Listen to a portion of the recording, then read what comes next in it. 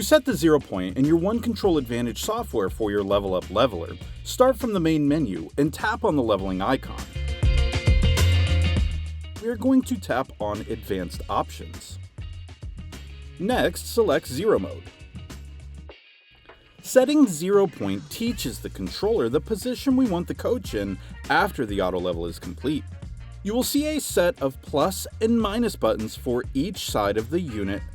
The front jacks will be on top, the rear jacks will be on the bottom, and then left and right jacks will be displayed with a plus and minus respectively.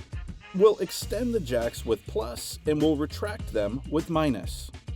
Place a level inside the door of your unit and start by getting your coach level front to rear. Next, move the level perpendicular to get it level side to side. Once the coach is in the desired position, press the system's 0 level point button.